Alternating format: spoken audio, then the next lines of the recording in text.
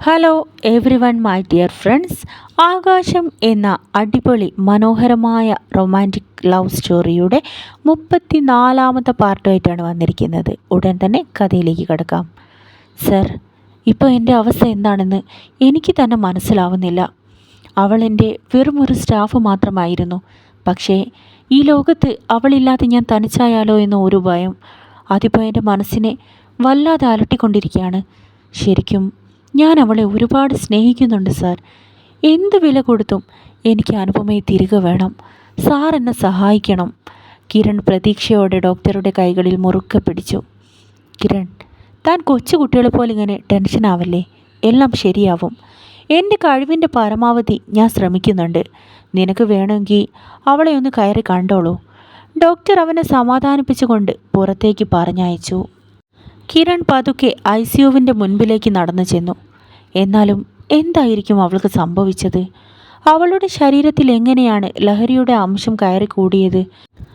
ICUവിന് മുൻപിലായി കസേരയിൽ കരഞ്ഞ് തളർന്നിരിക്കുന്ന അനുപമയുടെ അമ്മയ്ക്കരികിലേക്ക് കിരൺ നടന്നു ചെന്നു.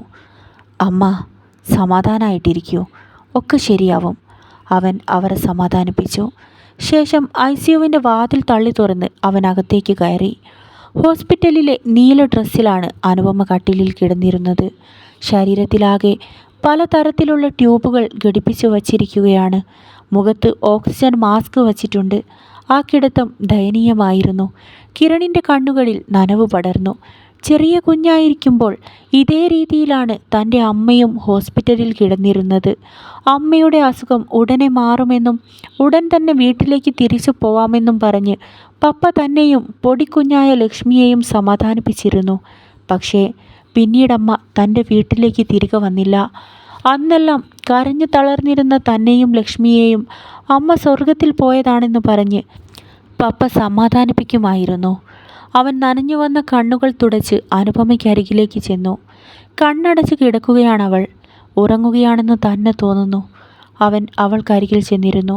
അനു, എപ്പോഴും നിന്നോട് ഞാൻ വഴക്കിട്ടു. എന്തിനു ഞാൻ നിന്നോട് ദേഷ്യപ്പെട്ടു. പക്ഷേ ഇന്ന് നിന്നെ ഈ അവസ്ഥയിൽ കാണുമ്പോൾ എനിക്ക് സഹിക്കാൻ കഴിയുന്നില്ല. എന്നെ തനിച്ചാക്കി നീ പോവല്ലേ അനു. ജീവിതത്തിൽ അവസാനം വരെ നീ എൻ്റെ കൂടെ വേണമെന്ന് ഞാൻ ആഗ്രഹിക്കുന്നു.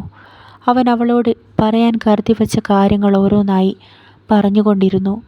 അവൻ്റെ ഓരോ ശ്വാസത്തിലും വേദനയും സങ്കടവും നിറഞ്ഞു നിന്നു. 2 ദിവസങ്ങൾ കഴിഞ്ഞുപോയി. ഒരു പകൽ സമയത്ത് ലക്ഷ്മി നീലഗിരി റിസോർട്ടിലേക്ക് കയറി വന്നു. കിരണിൻ്റെ കാർ പുറത്തു തന്നെ കിടപ്പുണ്ടായിരുന്നു. റിസപ്ഷനിൽ വരദയാണ് ഉണ്ടായിരുന്നത്. വരദ, ഏട്ടനെവിടെ? ഇന്നലെ മുതൽ ഞാൻ ഏട്ടനെ വിളിച്ചുകൊണ്ടിരിക്കുകയാണ്. ഫോൺ എടുക്കുന്നില്ലല്ലോ. കുറച്ചു നേരത്തെ ടെൻഷൻ ആയിക്കൊണ്ട് പപ്പ എന്നെ വിളിച്ചിരുന്നു. പപ്പ ഇപ്പോൾ ദുബായിലാണുള്ളത്. പപ്പ വിളിച്ചിട്ടും ഏട്ടൻ ഫോൺ എടുക്കുന്നില്ലെന്ന് പറഞ്ഞ് ഏറെ സങ്കടപ്പെട്ടു. അവൾ നിർത്താതെ വരദയോട് പറഞ്ഞുകൊണ്ടിരുന്നു. ലക്ഷ്മി, സാർ അകത്തുണ്ട്, ഓഫീസിൽ. ഇവിടെ ഈ അടുത്ത് ജോലിക്ക് വന്ന അനുപമ എന്നൊരു കൊച്ചുണ്ടായിരുന്നു. കിരൺ സാറുമായിട്ട് അവൾ വലിയ സൗഹൃദത്തിലായിരുന്നു. അവൾക്ക് 2 ദിവസം മുമ്പാണ് ഒരു ആക്സിഡൻറ്റ് സംഭവിച്ചത്. അതിനുശേഷം നിൻ്റെ ഏട്ടൻ ഇങ്ങനെ തന്നെയാണ്. ആരോടും ഒന്നും പറയാതെ ഓഫീസിനകത്ത് കയറി അടച്ചു പൂട്ടിയിരിക്കുക.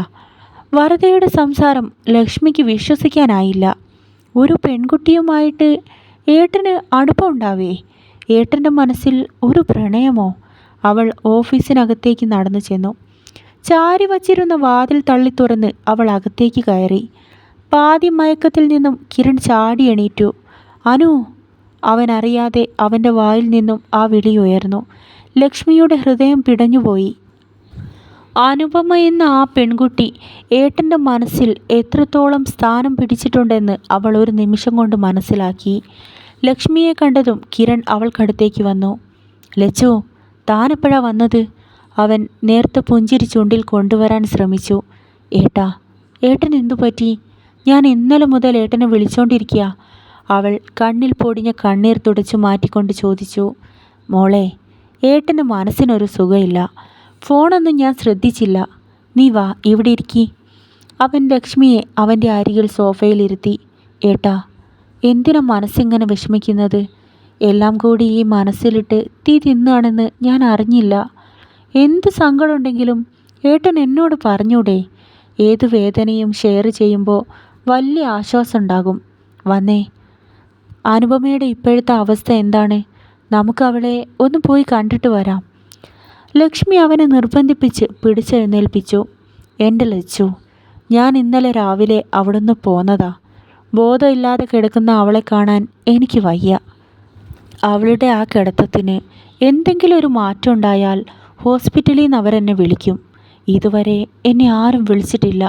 അതിൻ്റെ അർത്ഥം അവൾ ഇപ്പോഴും അതേ അവസ്ഥയിലായിരിക്കും. കിരൺ കൈകൾ കൊണ്ട് മുഖം അമർത്തി വച്ചു. ലക്ഷ്മി എഴുന്നേറ്റ് ടേബിളിൽ വച്ചിരുന്ന കിരണിൻ്റെ മൊബൈൽ ഫോൺ കയ്യിലെടുത്തു. സൈലൻ്റാക്കി വച്ചിരുന്ന ഫോണിൽ 20ഓളം മിസ് കോളുകൾ ഉണ്ടായിരുന്നു. വാട്സപ്പിൽ ഒരുപാട് മെസ്സേജുകൾ. ഏട്ടനൊന്ന് എഴുന്നേറ്റേ, എത്ര മിസ് കോളാ ഫോണിലുള്ളത്?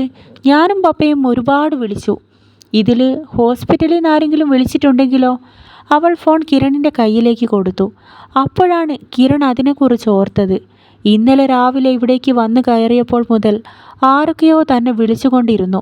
സംസാരിക്കാൻ മനസ്സില്ലാത്തത് കൊണ്ടാണ് ഫോൺ സൈലൻ്റാക്കി വച്ചത്. അതിൻ്റെ ഇടയിൽ ഹോസ്പിറ്റലിൽ നിന്ന് ആരെങ്കിലും വിളിച്ചിട്ടുണ്ടോ എന്ന് ഓർത്തില്ലല്ലോ. അവൻ ഫോൺ വാങ്ങി ധൃതിയിൽ അതിൽ സെർച്ച് ചെയ്തു നോക്കി. നീലിമയുടെ നമ്പറിൽ നിന്നും 2 കോളുകൾ ഇന്ന് രാവിലെ വന്നിട്ടുണ്ട്. അവൻ ഉടൻ തന്നെ നീലിമയെ തിരിച്ചു വിളിച്ചു നോക്കി. സാറിനെ ഞാൻ രാവിലെ വിളിച്ചിരുന്നു. സാറ് ഫോൺ എടുത്തില്ലല്ലോ. അനുവിന് ഇന്ന് നല്ല മാറ്റം തോന്നുന്നുണ്ട്. അവൾ കണ്ണു തുറന്നു. ഓർമ്മ വന്ന് പലതും സംസാരിച്ചു. സാറിനെ അന്വേഷിച്ചിരുന്നു. നീലിമയുടെ വാക്കുകൾ കേട്ടതും കിരൺ ഫോൺ കട്ട് ചെയ്തു. ലച്ചു, നീ പറഞ്ഞത് ശരിയാ. വേഗം വാ. അനുവിന് ഓർമ്മ വന്നോന്ന് പറഞ്ഞു. എന്നെ അന്വേഷിച്ചിരുന്നുവെന്ന്. നമുക്കുടനെ ഹോസ്പിറ്റലിലേക്ക് പോവണം. അവർ 2 പേരും ഉടനെ തന്നെ ഹോസ്പിറ്റലിലേക്ക് പുറപ്പെട്ടു. കിരൺ തൻ്റെ മനസ്സിൽ നിറച്ചു വച്ച പ്രണയവുമായി അനുപമയുടെ അരികിലേക്ക് ഓടി അണയുകയാണ്. ആകാശം കഥയുടെ ഈ ഭാഗം ഇവിടെ അവസാനിക്കുന്നു. അടുത്ത ഒരു മനോഹരമായ പാർട്ടുമായി ഞാൻ ഉടൻ തന്നെ വരുന്നതാണ്.